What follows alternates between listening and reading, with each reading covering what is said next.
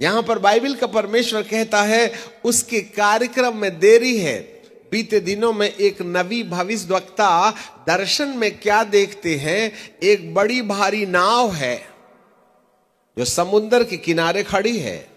जरा दोनों भविष्यवाणी सुनो, बोलो यीशु प्रभु की। हमारी आपसे विनती है, आवक जावक उठक बैठक बंद कर दें। Volunteers take care. सो आगे बाइबल का परमेश्वर हमें बताता है कि उस नाव में एक दरवाजा है। आदतन दरवाजा के दो पट होते हैं।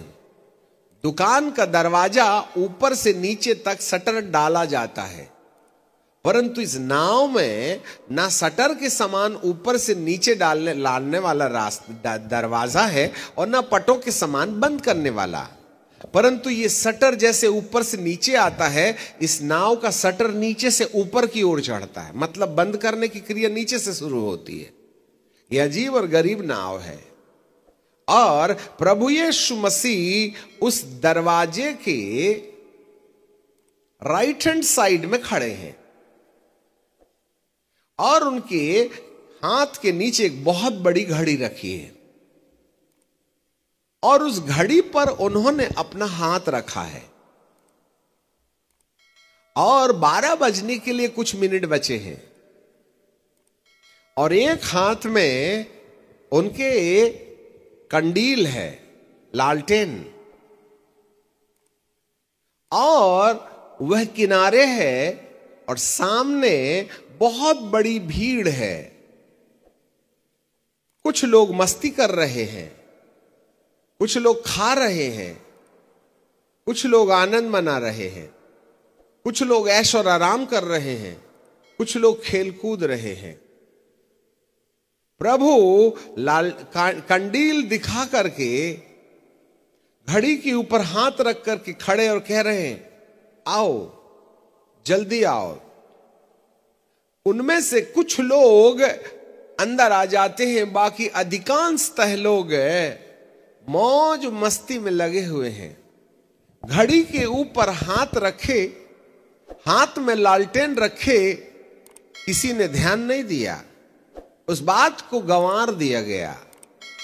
तब जैसे ही घड़ी का कांटा ठीक 12 में पहुंचा, प्रभु ने अपनी कंडील हाथ में नीचे कर ली और अपना हाथ घड़ी में से हटा लिया और धीरे धीरे शटर नीचे से बंद होना शुरू होती है और प्रभु नाव के अगले हिस्से पर चले जाते हैं जैसे चलाने वाला हो। अब ज्यादातर नाविक पीछे रहते हैं, परंतु ये नाविक आगे है और अपने हाथ में कंडील लिए हुए जैसे ही वह नाव के अगले हिस्से में जाते हैं, वैसे ही नाव उस समुद्र की गहराई में चलने लगती है और समुद्र के ठीक बीच में पहुंच जाती है। तब वहां से जब उसने देखा कि किसी अंधेरी जगह से बहुत से पुकारने वालों की आवाज आ रही है, बचाओ बचाओ बचाओ, तब प्रभु ने अंधेरे में से बचाओ की आवाज सुना तो ये नाव धीरे धीरे रुकी और थम सी गई। पर इसके बाद की कोई कहानी समझ में नहीं आई है। जी हां, इसके पीछे संदेश है। अधूरे दर्शन को प्रभु ने यहां रोक दिया है। यह कौन सा समय होगा जब प्रभु का थोड़ा और दया दिखाई देगा, उसको हम बाद में देखेंगे। पर आगे हम चलते हैं, यहां फिर से वापस में आ जाएं। प्रभु अपनी प्रतिज्ञा के विषय में देरी नहीं करता, जैसा कितने लोग देर समझते हैं, परंतु तुम्हारे विषय में वह धीरज धरता है और नहीं चाहता है कि कोई नाश हो जाए। इसलिए परमेश्वर के हृदय में धीरज है। आगे जरा देखिएगा, इसको नकार मत दीजिएगा। नूहा की बातों को लोगों ने अस्वीकार कर दिया, लोग मौज मस्ती में लगे रहे। अचानक सोते फूट गए, अचानक पानी गिरने लगा, फिर संभलने का वक्त नहीं मिला। आगे लिखा है, परंतु प्रभु का दिन चोर की नाई आएगा। उस दिन आकाश बड़ी हड़बड़ाहट के साथ, हड़बड़ाहट के शब्द के साथ जाता रहेगा। तत्व बहुत तप्त होकर के पिघल जाएंगे और पृथ्वी और उसके काम जल जाएंगे। पृथ्वी और उसके काम जल जाएंगे। तो जब कि ये वस्तुएं इसी रीति से पिघलने वाली हैं, तो तुम्हें पवित्र चाल और भक्ति में कैसे मनुष्य होना चाहिए। पवित्र चाल बस, और कोई एजेंडा नहीं है यहां। पवित्र चाल और भक्ति में कैसे मनुष्य होना चाहिए, इसका मतलब है आकाश के पिघलने का हिसाब तय है। वो कब पिघलेगा ये तो नहीं कहा जा सकता, परंतु तय है।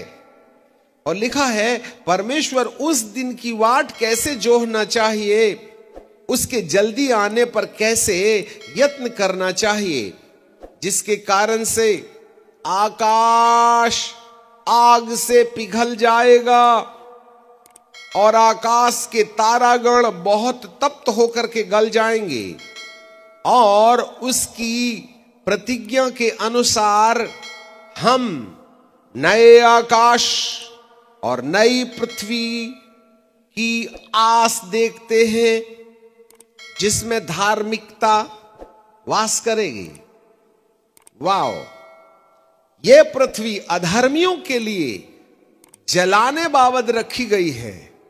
यदि अधर्म नहीं होता तो जलने का हिसाब भी समाप्त हो जाता, परंतु जब अधर्म बढ़ ही गया है तो जलाया जाना तय है, ऐसे शास्त्र में लिखा है। कलयुग, अधर्म, इंसान नहीं रह गया। आज भी दुरात्माओं से गर्भवती होकर के वैम्पायर्स अर्थात दानवीय मानव इस धरती पर रहते हैं, जो ह्यूमन ब्रीड नहीं है, जो मनुष्य की संतान नहीं है। वे लंबे चौड़े ऊंचे, जिनकी प्रकृति में सिर्फ अधर्म के अलावा और कोई उपजता ही नहीं है, ऐसी मानव सृष्टि को, जिसे मानव के सामान्य रास्ते से जन्म नहीं दिया गया है। जी हां, यही है अशुद्धता का कारण। पर बाइबल का परमेश्वर कहता है, मैं एक नए आकाश और एक नई पृथ्वी की उम्मीद तुम्हारे अंदर जगाता हूं। और वो नया आकाश और नई पृथ्वी इसी बाइबल शास्त्र के प्रकाशित वाक्य के 21वें अध्याय में बाइबल कहती है, फिर मैंने नए आकाश और नई पृथ्वी को देखा। पहला आकाश और पहली पृथ्वी जाती रही और समुद्र भी न रहा। वाह, जरा थम के सुनिएगा, ये बुद्धिजीवियों को भी ध्यान से सुनना होगा। और फिर मैंने पवित्र नगर नए जेरूशलेम को स्वर्ग पर से उतरते हुए देखा, जो दुल्हन के समान तैयार किए हुए अपने पति के लिए श्रृंगार किया होगा। नया जेरूशलेम, ये नया जेरूशलेम स्वर्ग में एक ऐसी जगह है जहां पर इस धरती से धर्मी लोगों को, पवित्र चाल चलने वालों को शिफ्ट किया जाएगा, बदल दिया जाएगा। अब एक प्रश्न ये उठता है, ये वैज्ञानिक लोग मंगल ग्रह में धरती बसाने की बात क्यों कर रहे हैं? अब जरा सुन लीजिएगा। जब स्काईलैब गिरने लगा तो हम अमेरिका के ये संदेश में सुनते हैं कि हम तो 16 किलोमीटर ऊपर कांच के बंगले में ईमानदार और सच्चे अच्छे धनाढ्य पूंजीपतियों को लेके चले जाएंगे, और ये धरती जब नाश हो जाएगी तो हम कुछ सेलेक्टेड लोगों को ऊपर लेके जाएंगे और धरती में फिर से नई धरती बसा लेंगे। इसलिए गुप्तचर संस्था इस धरती की 80% धरती की जनसंख्या को, जो गरीब है, उसको मार डालना चाहती है, जिससे कि प्रकृति संतुलित रहे। डिपॉपुलेशन सिस्टम, इस पर ज्यादा हम आम सभा में नहीं कह पाएंगे, परंतु ये बात तो तय है कि आने वाले 3 से 5 सालों के अंदर में इस धरती पर इतनी भयावह महामारी आएगी। ये जो पहला 20 और 21 का कोरोना था वो तो टेस्टिंग थी, उसकी ओरिजिनलिटी अब 25 से शुरू होगी और उसके संकेत नजर आने लगे हैं। धरती पर ऐसी भयावह, अब हम प्राकृतिक वर्षा को छोड़ करके आर्टिफिशियल रेन कर रहे हैं।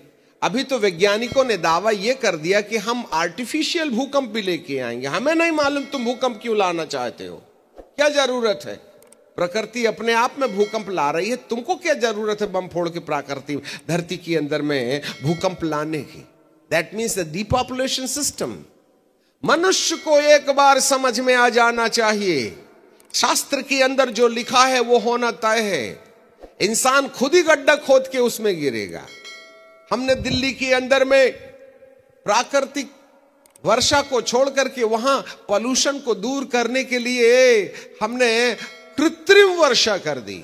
मशीनें धुआं छोड़ती हैं और कृत्रिम वर्षा होने लगती है। अरे केमिकल से हो रही है वर्षा, आसमान के अंदर में तुम केमिकल छोड़ोगे तो तुम्हारे चमड़े का क्या होगा, तुम्हारी आंख का क्या होगा? हम प्राकृतिक छोड़ो, हम कृत्रिम भूकंप लाने चले हैं। हमने कृत्रिम वायरस बना लिया। भैया जो ओरिजिनली होता है उसका इलाज है, मनुष्य के द्वारा बनाए हुए वायरस का कोई इलाज नहीं है। ये बातें तो आप बहुत पहले से सुन रहे हैं। आखिर हमारे लोग तो जनाब धरती को प्यारे हो गए ना। हम खुद धरती के अंदर में अधर्म की मानसिकता से इस मानव को मट्टी में मिलाने में लगे हुए हैं। ये ऊपर वाले का न्याय है। ईश्वर इंसान को सद्बुद्धि देवे कि वह मानव की हत्या ना करे। यह परमेश्वर की सृष्टि है। आप अपने सुख के लिए किसी को मौत के घाट उतारना ये जायज नहीं है, ऐसे बाइबल के अंदर लिखा है। इससे पहले इस धरती के अंदर में महामारी और भूकंप और अलग अलग प्रकार की वे बातें आ जाएं जिससे इस मानव का अंत होने लगे, तो बाइबल का परमेश्वर हमें बताता है, हमारे परमेश्वर के वचन में एक शब्द लिखा हुआ है जिसको जितने भी लोग यहां हैं वह सुन लें। जकरिया की किताब और उसके एक पद को मैं आपके लिए पढ़ लेना चाहूंगा, यदि वो मुझे मिल जाए तो। जकरिया की किताब और मुझे निकालने दीजिएगा, ठीक है? यहां 12वें अध्याय में 13वें अध्याय में लिखा हुआ है 8वें पद में, यहोवा की यह भी वाणी है, इस देश के सारे निवासियों में से 2/3 मार डाली जाएगी। 2/3। यदि आज 7 अरब लोग धरती पर हैं तो 2 अरब लोगों की मौत तय है। हम संकेत दे देते हैं, बाकी आप खोजते रहिएगा। और ये ज्यादा दूर नहीं है, 27 से 30 के बीच में अरबों की संख्या में लोगों की मृत्यु तय है। शास्त्र में लिखा है, यहोवा की यह वाणी है, इस देश की सारे निवासियों की 2/3 मार डाली जाएगी और बची हुई 1/3 जो बनी रहेगी, उस 1/3 को वह आग में डाल करके ऐसा निर्मल, मतलब जलाएगा नहीं, निर्मल शुद्धिकरण। ये वाली वो आग नहीं है जिससे हम जल जाते हैं, वरन ये आग हमारी मानसिकता के अंदर दूषितता को जलाने के लिए है। प्रभु यीशु मसीह के द्वारा कहा गया था कि वह पवित्र आत्मा और आग से बपतिस्मा देगा।